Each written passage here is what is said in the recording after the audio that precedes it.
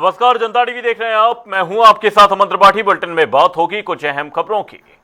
Monsoon के दौरान संभावित आपदाओं से निपटने की तैयारियों को परखने के लिए उत्तराखंड के सभी 13 जिलों में 66 स्थानों पर राज्य स्तरीय मॉक ड्रिल आयोजित की गई। मुख्यमंत्री पुष्कर सिंह धामी ने देहरादून से तैयारियों की समीक्षा करते हुए कहा कि हर स्थिति से निपटने के लिए सभी एजेंसियों को पूरी तरह तैयार रहना होगा।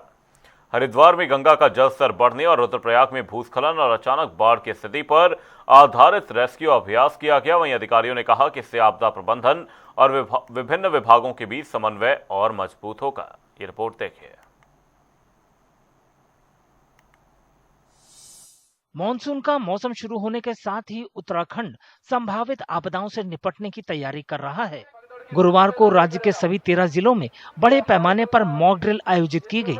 इसका मकसद बाढ़, बादल फटने, भूस्खलन और मानसून से जुड़ी अन्य आपदाओं से निपटने के लिए इमरजेंसी रिस्पांस एजेंसियों की तैयारियों को परखना था। मुख्यमंत्री पुष्कर सिंह धामी ने देहरादून में उत्तराखंड राज्य आपदा प्रबंधन प्राधिकरण से इस तैयारी अभ्यास का जायजा लिया।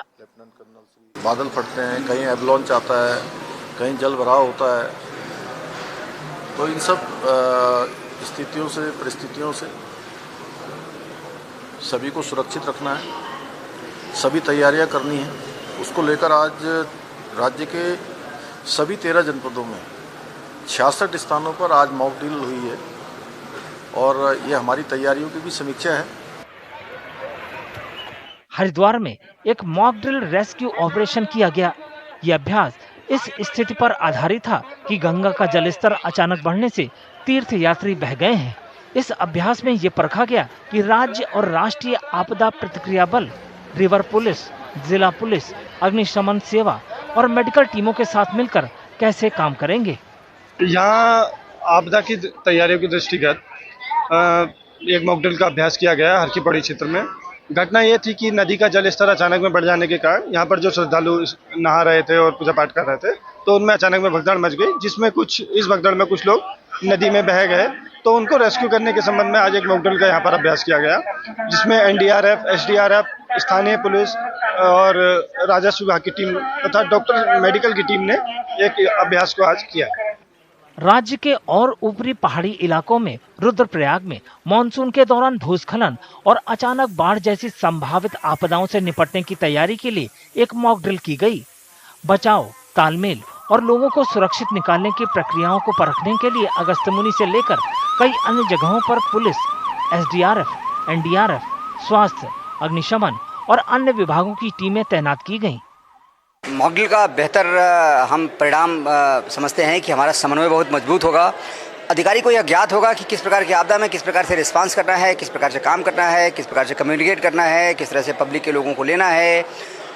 तैयारियों की समीक्षा करनी है, तैयारियों में क्या कमियां रह गई हैं, कैसे और बेहतर कर सकते हैं, इसके बारे में काम करना है। इन सबको शामिल करते हुए आज मॉक ड्रिल की गई है। अधिकारियों ने कहा कि पूरे राज्य में होने वाली इस कवायद से आपदा प्रबंधन प्रणालियों को मजबूत करने और मानसून के दौरान जान माल के नुकसान को कम करने में मदद मिलेगी।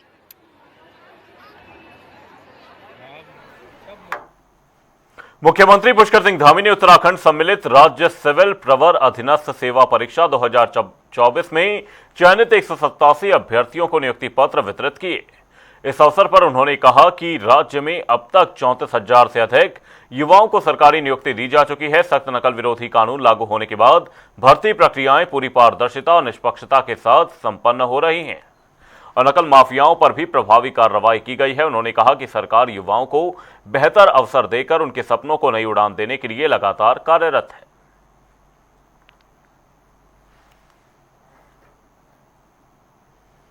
मुख्यमंत्री पुष्कर सिंह धामी के दोनों कार्यकाल मिलाकर लगातार 5 साल पूरे होने पर बीजेपी 4 से 10 जुलाई तक पूरे उत्तराखंड में सेवा सप्ताह मनाएगी। इस दौरान पार्टी के वरिष्ठ नेता और कार्यकर्ता जनता के बीच जाकर केंद्र और राज्य सरकार की उपलब्धियां बताएंगे, साथ ही लोगों की समस्याएं भी सुनेंगे। इसी मुद्दे पर बीजेपी प्रदेश अध्यक्ष महेंद्र भट्ट ने कहा कि अस्थिर राजनीतिक दौर के बाद धामी ने 5 साल का कार्यकाल पूरा कर नया रिकॉर्ड बनाया है। सुनिए क्या कुछ कहा। देखिए, पुष्कर सिंह धामी जी अभी तक उत्तराखंड की अस्थिरता की राजनीति में ऐसे मुख्यमंत्री हैं जिन्होंने 5 वर्ष का कार्यकाल पूर्ण किया है और हर बार जब उत्साह का वातावरण होता है तो सरकार का उद्देश्य होता है कि जन सेवा के कार्यक्रम को तय करना। जन जन की सरकार जन जन के द्वार कार्यक्रम उसी का हिस्सा है। उसका प्रथम चरण के बाद अब द्वितीय चरण हम लोग प्रारंभ कर रहे हैं और ये कार्यक्रम हर समय पर हमारे चलते रहेंगे।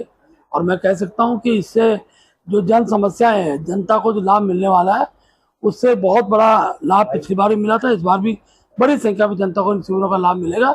हर मुख्यालय पे, हर ब्लॉक स्तर पे इन शिविरों का आयोजन होगा। उत्तराखंड में आगामी चुनावों को लेकर बीजेपी ने संगठन को बूथ स्तर तक मजबूत करने की तैयारी तेज कर दी है। पार्टी कार्यकर्ताओं के विस्तार, युवाओं को जोड़ने और केंद्र सरकार की योजनाओं के लाभार्थियों तक सीधा संपर्क बढ़ाने पर जोर दे रही है।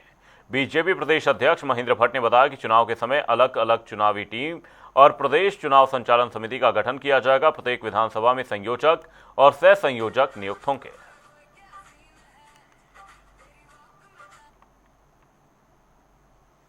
देखिए, भारतीय जनता पार्टी चुनाव के समय चुनाव की अलग टीम तैयार करती है।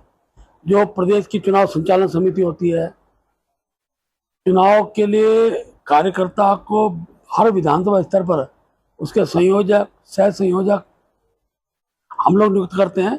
अभी उस सब विषय में समय है, लेकिन अभी हम अपने बूथ के प्रबंधन को ही मजबूत करने का काम कर रहे हैं। बड़ी संख्या में नए युवाओं को जोड़ रहे हैं। 1 बूथ 20 यूथ और हर बूथ पर 10 बहनें कार्यकर्ता हमारी हर बूथ पर गठित हो जाए, उस दिशा में हम लोग काम को आगे बढ़ा रहे हैं। हमारे लाभार्थी जो संपर्क अभियान के कार्यकर्ता हैं, उनको भी हमने काम में लगाया। जिनको केंद्र और राज्य सरकार द्वारा लाभ मिला है, ऐसे सब लोगों से संपर्क अभियान भी इस बीच हमारे चलने वाले हैं। हरिद्वार में आगामी कांवड़ मेले की तैयारियों को लेकर प्रभारी मंत्री सतपाल महाराज की अध्यक्षता में उच्च स्तरीय समीक्षा बैठक हुई। उन्होंने बताया कि कांवड़ मेला 30 जुलाई से 11 अगस्त तक आयोजित होगा और इसकी सभी तैयारियां अंतिम चरण में हैं। श्रद्धालुओं के स्वागत के लिए हेलीकॉप्टर से पुष्प वर्षा की जाएगी। पहली बार वाटर एम्बुलेंस की सुविधा उपलब्ध रहेगी, जबकि जरूरत पड़ने पर एयर एम्बुलेंस भी तैयार रहेगी।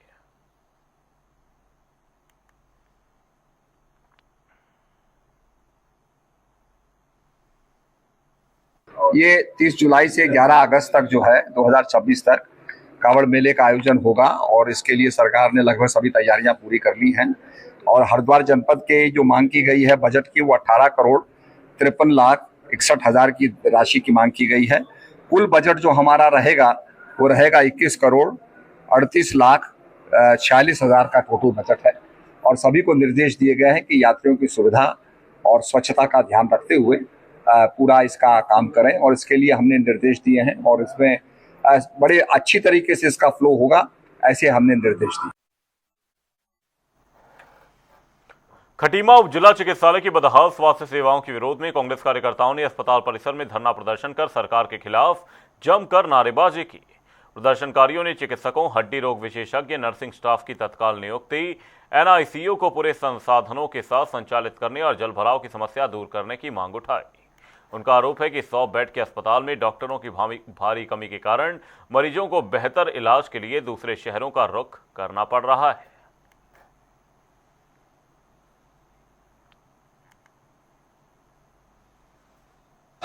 आज हम कांग्रेस के जितने भी कार्यकर्ता लोग हैं, सब लोग यहाँ पर आए हैं। हमने यहाँ पर धरना दिया है।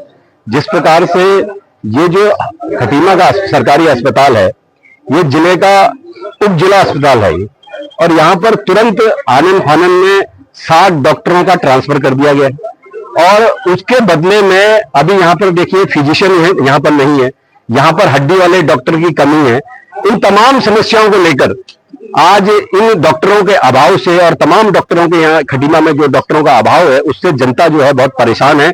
जनता को प्राइवेट हॉस्पिटलों में जाना पड़ रहा है, जिससे उनको वहां पर फीस जो है बहुत अत्यधिक मात्रा में देनी पड़ रही है। दवाइयों का खर्चा उनका बहुत ज्यादा बढ़ चुका है। उसी को लेकर हम आज यहाँ पर धरने में यहाँ पर बैठे हैं। जनता के लिए हमेशा सड़क से लेकर सदन तक लड़ाई लड़ती है और हमेशा लड़ेगी। आनंद फानन में इन लोगों ने जो ट्रांसफर किए हैं, यहाँ वैसे ही जनता इतना परेशान है क्योंकि प्राइवेट हॉस्पिटलों के रेट इतने ज्यादा हैं कि आम जनता वैसे परेशान हो जाती है। तो यहाँ पे जितने डॉक्टर हैं, 7 डॉक्टरों का ट्रांसफर हुआ। हम चाह रहे हैं कि वो डॉक्टर पुनः यहाँ उनको रोका जाए और जो यहाँ पे जो डॉक्टर थे, हड्डी वाले भी थे और डॉक्टर भी थे, जो सारे डॉक्टरों की कमी है। आईसीयू जैसे कि हमारे बहुधा ने बताया था कि आईसीयू ऐसी दुरुस्त पड़ा है, इसके लिए हम पहले भी बैठे थे कि आईसीयू चालू करा जाए, मगर वो आईसीयू आज तक चालू नहीं हुआ, खाली मशीनें रखी ली, शोकेस में रखा हुआ है। बड़ा दुर्भाग्य है इस क्षेत्र में यहाँ के मुख्यमंत्री के होते हुए आज अस्पताल में जनता को इस तरह से परेशान होना पड़ रहा है। अभी बीच में 1-2 दिन बारिश हुई थी तो यहाँ पर पूरा जलमग्न हो गया था। देहरादून में बद्रीनाथ के विधायक ने राज्य सरकार और बीजेपी पर तीखा हमला बोलते हुए दावा किया कि गैरसैंण विधानसभा सत्र के दौरान बीजेपी के कई विधायक खुद सरकार के खिलाफ नाराजगी जता चुके हैं। उन्होंने आरोप लगाया कि सत्ता पक्ष के जनप्रतिनिधियों की भी सरकार में सुनवाई नहीं हो रही। विधायक ने कहा कि कई बीजेपी विधायक सरकार की कार्यशैली से असंतुष्ट हैं। वहीं पूर्व स्वास्थ्य मंत्री धन सिंह रावत पर भी उन्होंने नेताओं की अनदेखी करने का आरोप लगाया। बहुत बड़ा खुलासा कर रहा हूँ, गैरसैंण के अंदर विधानसभा का सत्र चल रहा था, भाजपा के 8-9 विधायक मुझे मिलने आए और कहा कि सरकार के विरुद्ध कुछ बोलिए। मैं पैदल जा रहा था अपने कमरे से, जब पैदल जाते विधानसभा सत्र में मुझे बहुत वरिष्ठ विधायक मिले भाजपा के। उन्होंने मुझे कहा कि सरकार तो सो रखी है, सरकार के विरुद्ध कुछ बोलिए। मैंने कहा हम बोल तो रही, मैं तो बोल ही रहा हूँ लगातार। मैं ये आपको कह रहा हूँ, मेरा आरोप ये नहीं कि मेरा काम नहीं हो रहे, हमारे काम तो करने पड़ेंगे, लेकिन आज सड़क नहीं खुलेगी, मैं कल कर दूंगा वहाँ पे। लेकिन सत्ता पक्ष के विधायक खुद परेशान हैं। आपने देखा लैंडस्टोन के विधायक को किस तरह से पकड़ा गया, टीडी के विधायक के आपने हाल देखा होगा, उससे पहले थराली विधायक का देखा होगा आपने, उसके बाद रुद्रप्रयाग वो केदारनाथ में देखा होगा। तो ये हाल सत्ता विपक्ष के विधायक के थोड़ी है। भाई आज किसको घेरा जा रहा है? सत्ता पक्ष के विधायक, क्योंकि इसलिए घेरा जा रहा है उनकी बात नहीं सुनी जा रही, उनके फोन नहीं उठाए जा रहे। मैं तो आज भी आपके चैनलों के माध्यम से आज खुला आरोप लगा रहा हूँ पूर्व मंत्री पे, पूर्व माननीय मंत्री जी को, कि जो स्वास्थ्य मंत्री थे वो आज भी किसी का फोन नहीं उठाते हैं, वो सत्ता पक्ष के विधायक को नहीं उठाते। मसूरी में ट्रैफिक जैम की समस्या के स्थायी समाधान के लिए राज्य सरकार ने रोपवे परियोजना के विस्तार की तैयारियां तेज कर दी हैं। देहरादून मसूरी रोपवे को अब George Everest, Kempty fall, Camel's Back Road समेत प्रमुख पर्यटन स्थलों से जोड़ा जाएगा। आवास एवं शहरी विकास सचिव डॉक्टर राजेश कुमार ने प्रस्तावित रूट का स्थलीय निरीक्षण कर अधिकारियों को आवश्यक निर्देश दिए। उन्होंने बताया कि जल्द डीपीआर तैयार कर कैबिनेट से मंजूरी ली जाएगी। परियोजना 3 सालों में पूरा करने का लक्ष्य है, जिससे ट्रैफिक कम होगा और पर्यटकों को सुरक्षित और आधुनिक परिवहन सुविधा मिलेगी।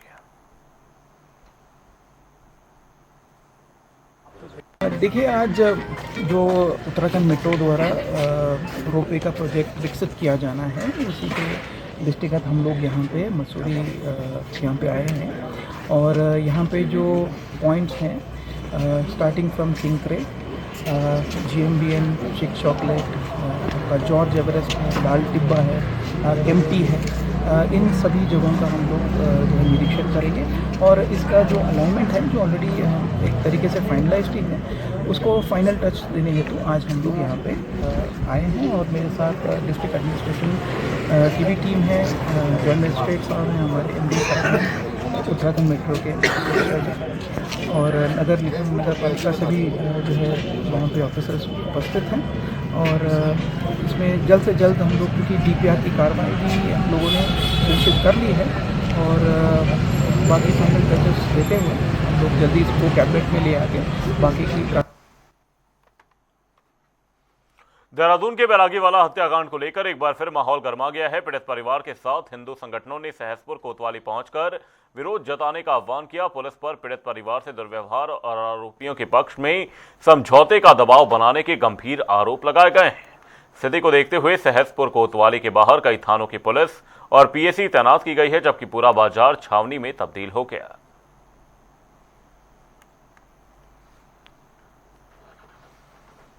रुड़की के झबरेड़ा स्थित देव फार्म में 3 और 4 जुलाई को प्रस्तावित रोजगार मेले के अचानक स्थगित होने पर सियासत तेज हो गई है। प्रशासन ने भारी बारिश को कारण बताया, जबकि कांग्रेस विधायक वीरेंद्र जाती ने इसे युवाओं के साथ धोखा बताते हुए भाजपा पर साजिश का आरोप लगाया। उनका कहना है कि मेले से करीब 200 युवाओं को रोजगार मिलने की उम्मीद थी। विधायक ने दावा किया कि आयोजन की सभी प्रशासनिक तैयारियां पूरी हो चुकी थी।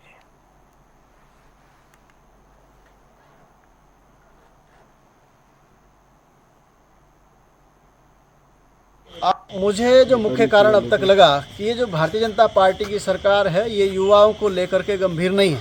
और हो सकता है एक बड़ा कारण ये भी हो सकता है कि कांग्रेस के क्षेत्र में, जहाँ पर कांग्रेस के विधायक हों, वहाँ पर अगर रोजगार मेला लगेगा पूरे जनपद में अब तक मुझे लगता है पूरे 4 साल से ज़्यादा का समय हो गया, अब तक कहीं किसी ने इस तरीके से रोज़गार मेले का आयोजन नहीं कराया है। और इस तरीके का रोज़गार मेला अगर लगेगा और हज़ारों युवक युवतियाँ इसमें रोज़गार पा गए तो सरकार को डर था कि कहीं ये लोग एक पार्टी विशेष की तरफ, एक कांग्रेस पार्टी की तरफ उनके कहीं वोटर ना बन जाए, उनके समर्थक ना बन जाए। तो मुझे लगता है सरकार को ये डर था। लेकिन मेरी मंशा ये थी कि हमारे यहाँ के बेरोज़गार युवक युवतियों को रोज़गार मिले, उनका घर, उनका परिवार आसानी से सुख सुविधाओं से रह सके और वो अपना जीवन अच्छे तरीके से यापन कर सके। मेरा इतना उद्देश्य था। वोट देने का निर्णय तो सबका अपना अलग अलग है।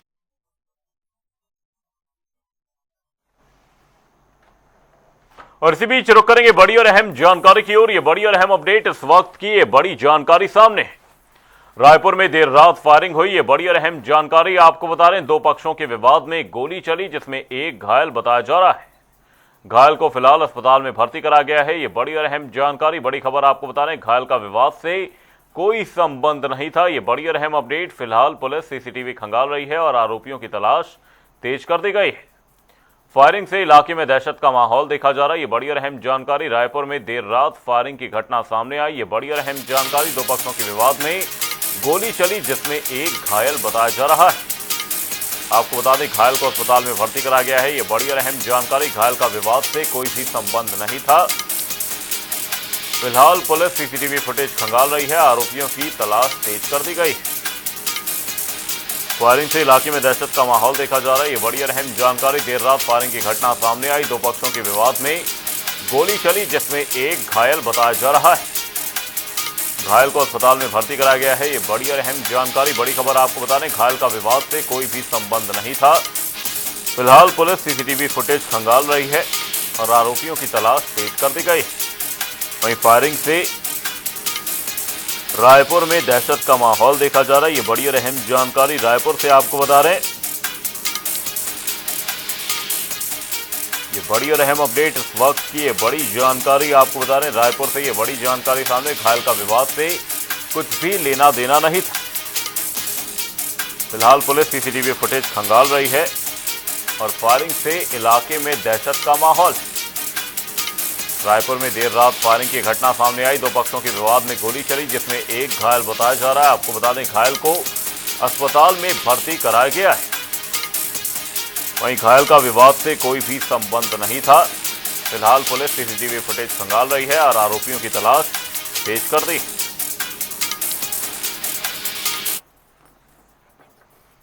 मानसून के मद्देनजर नैनीताल प्रशासन पूरी तरह से अलर्ट मोड में है। संभावित आपदाओं से निपटने की तैयारियों को परखने के लिए जिले के सभी परगना क्षेत्रों में मॉक ड्रिल का आयोजन किया गया। इसकी निगरानी जिलाधिकारी ललित मोहन रयाल ने की। उन्होंने बताया कि जलभराव, भूस्खलन और अन्य प्राकृतिक आपदाओं की स्थिति में त्वरित राहत एवं बचाव सुनिश्चित करने के उद्देश्य से यह अभ्यास कराया गया। डीएम ने सभी विभागों को आपसी समन्वय बनाए रखते हुए 24 घंटे सतर्क रहने और किसी भी आपात स्थिति से निपटने के निर्देश दिए। मानसून के आगमन से कंट्रोल रूम में जो सूचना प्राप्त हुई है उसमें 5 मार्ग बाधित होने की इंफॉर्मेशन आई थी, जिसमें 3 PMJSY की रोड्स थी और 2 रोड्स अदर डिस्ट्रिक्ट रोड्स की थी। तो उसमें संबंधित एजेंसी से यातायात के लिए आवागमन सुचारू कर दिया गया है। अभी तो ये शुरुआत है। वर्षा काल में ये आशंका हमेशा बनी रहती है कि जो मूलभूत सुविधाएं हैं, बिजली, पानी, सड़क, स्वास्थ्य सुविधाएं, उन पर जनजीवन पर वर्षा का अतिवृष्टि का असर पड़ता है। तो ऐसे जो हमारे लैंडस्लाइड प्रोन एरियाज हैं, क्रोनिक जोन्स हैं, उन पर कंटिजेंसी प्लान के अंतर्गत जो JCB वगैरह हैं वो डिप्लॉय कर दी गई हैं। खटीमा में कस्टम विभाग ने नेपाल सीमा से तस्करी कर लाए गए थर्ड कंट्री के काजू और चीनी अखरोट को विभागीय कार्रवाई के तहत नष्ट कर दिया। बरेली मंडल के सहायक आयुक्त प्रवीण भूषण के निर्देशन में तहसील प्रशासन की मौजूदगी में ड्राई फ्रूट को जमीन में दबाया गया।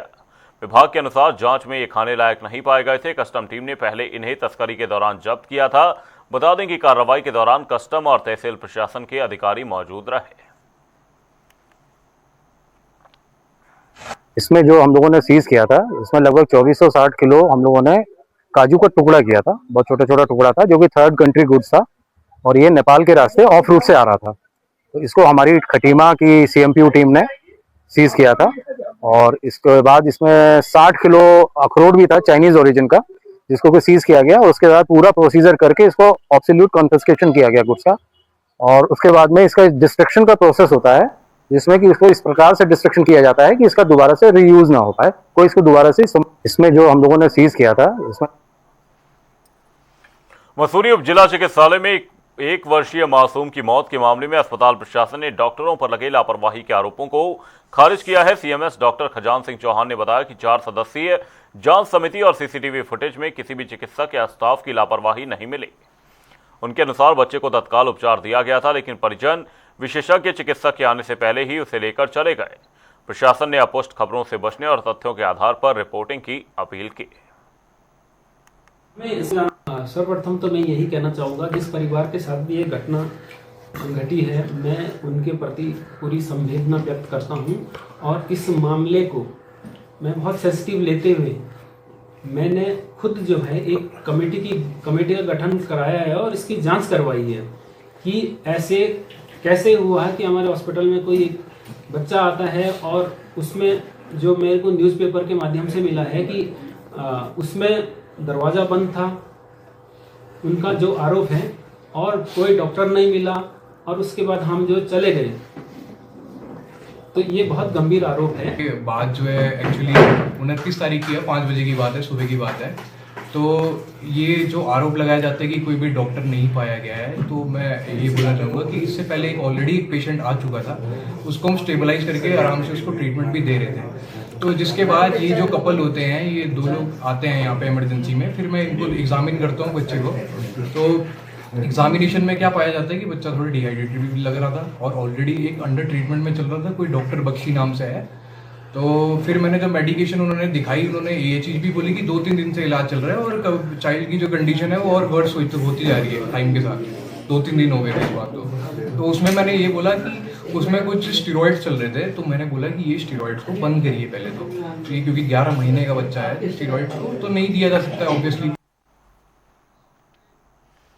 देहरादून के कुआंवाला क्षेत्र में एक मालवाहक ट्रक में अचानक भीषण आग लग गई, जिससे इलाके में अफरा तफरी मच गई। सूचना मिलते ही मुख्य अग्निशमन अधिकारी अभिनव त्यागी के नेतृत्व में दमकल की कई टीमें मौके पर पहुंची। वहीं फायर कर्मियों ने कड़ी मशक्कत के बाद आग पर काबू पाया।